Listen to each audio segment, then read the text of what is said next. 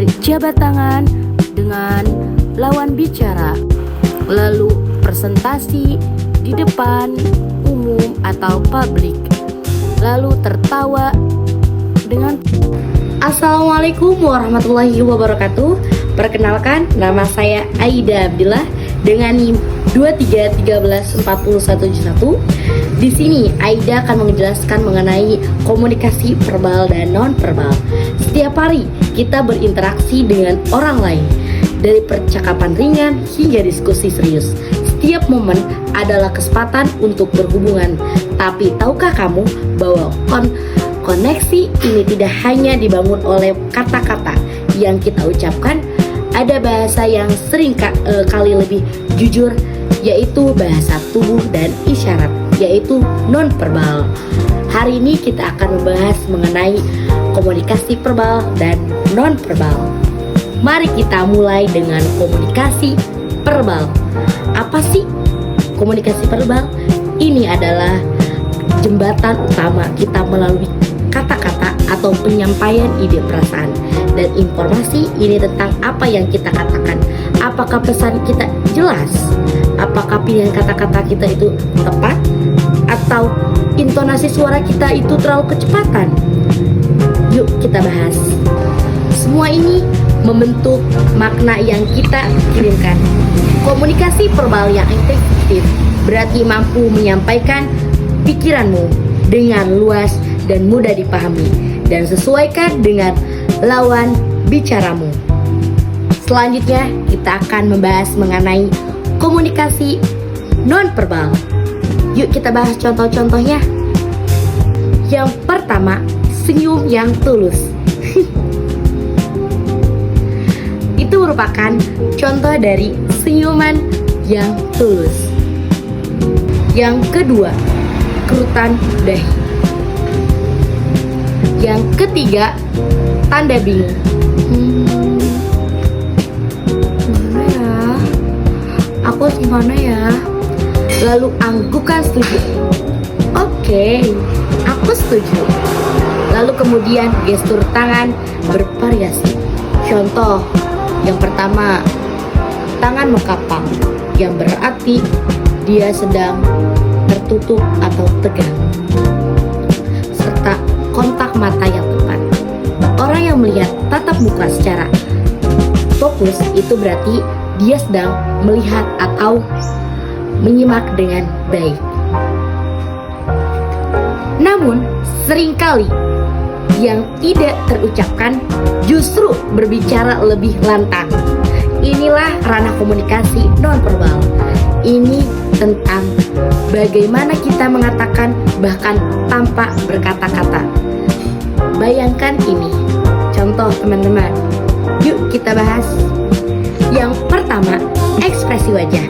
Sebuah senyuman bisa meluluhkan suasana, tetapi kerutan dahi bisa menunjukkan kebingungan.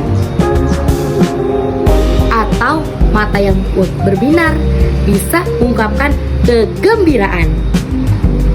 2. Bahasa tubuh. Postur tubuh yang sedikit tegak dan terbuka menunjukkan kepercayaan diri, sementara bahu yang merosot bisa mengidentifikasikan bahwasan dia sedang kelelahan atau merasa ketidakpastian. Yang ketiga, kontak mata.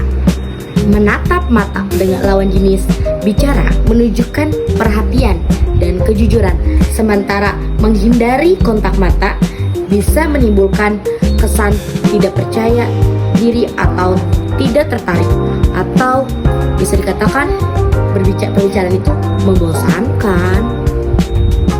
Yang keempat, nada suara. Bukan hanya kata-kata, tapi bicara kita bisa mengucapkan nada suara yang lembut bisa menenangkan. Sedangkan nada yang lebih sedikit tinggi bisa mengidentifikasikan bahwasannya kita sedang kemarahan atau emosi. Contohnya, he, ha ha ha ha. Itu tandanya kita sedang emosi, tapi sedangkan oh seperti itu berarti kita sedang di mana keadaan tenang. Oke teman-teman, Aida juga di sini bakal berikan contoh mengenai bagaimana sih keselarasan antara komunikasi verbal dan nonverbal. Aku baik-baik aja kok. Nah, teman-teman, tetapi itu dengan meskipun dia bilang berkata baik-baik saja, tetapi dengan wajah yang cemberut dan postur tubuh yang lesu, maka itu tidak ada keselarasan antara komunikasi verbal dan non-verbal. Tetapi beda halnya dengan dia bilang saya baik-baik aja kok. Nah, berarti ada keselarasan antara komunikasi verbal dan non-verbal. Nah, makanya dan orang itu bakal cenderung lebih percaya pada isyarat non-verbalmu. Jika ada keselarasan atau kesesuaian dengan kata-katamu, inilah mengapa kita sering harus mengatakan bahasa tubuh.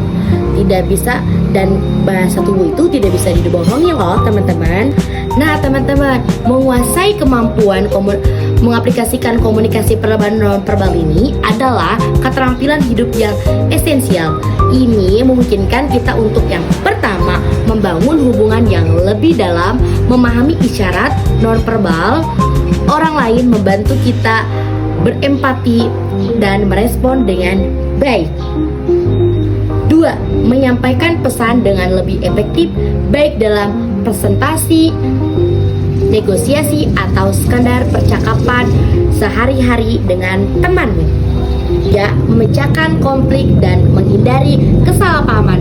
Dengan kepekaan terhadap isyarat nonverbal, kita bisa membaca situasi dan lebih akurat dan menyesuaikan cara berinteraksi kita dengan orang lain. Teman-teman, di sini juga Aida bakal menjelaskan mengenai komunikasi verbal dan nonverbal. Nah, dua bentuk komunikasi yang digunakan untuk menyampaikan pesan dan informasi ini, yang pertama itu kan ada komunikasi verbal. Nah, komunikasi verbal itu adalah komunikasi yang menggunakan kata-kata dan bahasa untuk menyampaikan pesan. Nah, contoh komunikasi verbal itu yaitu berbicara langsung, telepon, SMS, email, obrolan online, dan lain sebagainya. Dan komunikasi nonverbal, komunikasi yang tidak menggunakan kata-kata, tetapi menggunakan isyarat atau gestur dan ekspresi wajah untuk menyampaikan pesan. Nah, contohnya nih teman-teman, dari nonverbal, bahasa tubuh, contohnya postur tubuh, gerakan tangan, kaki, lalu ekspresi wajah, wajahnya itu senyum atau cemberut kah atau sebagainya. Lalu ada kontak mata, lalu ada sentuhan, yaitu salaman, pelukan. Nah teman-teman, setelah melihat video tersebut, teman-teman udah tergambarkan apa sih komunikasi verbal dan non-verbal? Oke, mungkin sekian dari saya. Wassalamualaikum warahmatullahi wabarakatuh.